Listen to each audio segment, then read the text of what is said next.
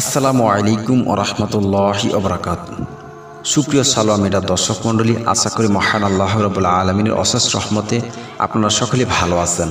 আলহামদুলিল্লাহ, আপনাদের দোয়ায় আমি অনেক ভালো আছি। এক ভাই প্রশ্ন করেছিল, স্ত্রী সহবাসের অবস্থায় যখন চারপাশে আজান পড়ে যাবে তখন আমরা কি করব এবং আমাদের করণীয় কী? ধন্যবাদ ভাই, আপনি একটি জীবন গঠিত একটি ইম্পর্ট্যান্ট একটি প্রশ্ন করেছেন আমাদের মাঝে। যখন আপনি স্ত্রী সহবাসের অবস্থায় থাকবেন, চারপাশে আজান দিলে আমরা কি করব? প্রিয় নবী হযরত মুহাম্মদ সাল্লাল্লাহু আলাইহি ওয়াসাল্লাম বলেছেন, কেউ যদি প্রাকৃতিক ডাকে টয়লেটে দোয়া পড়ে প্রবেশ করে, সেখানে যদি শুনে আজান দেওয়া যায় সে অবস্থায়, তখন সে কোনো প্রকার তাসবিহ তাহলিমা পড়বে না এবং কোনো প্রকার আজানেরও জবাব দিবে না। তো এমন তো অবস্থায় আপনাকে আজান ও কোনো কিছু দেওয়া।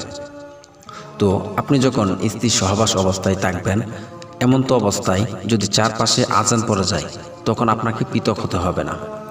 আপনি আপনার কাজ সম্পাদন করে তারপর আপনি নির্জনে জায়গায় গিয়ে আপনি পরবর্তীতে ইচ্ছা হলে আপনি আপনার আজানের জবাবটুকু দিতে পারেন। এর জন্য আপনাকে স্ত্রী সহবাস অবস্থায় পৃথক হওয়ার কোনো কারণ নেই। তো যদি আপনার ইচ্ছে হয় তাহলে আপনি পরবর্তীতে আজানের জবাবটুকু দিতে পারেন।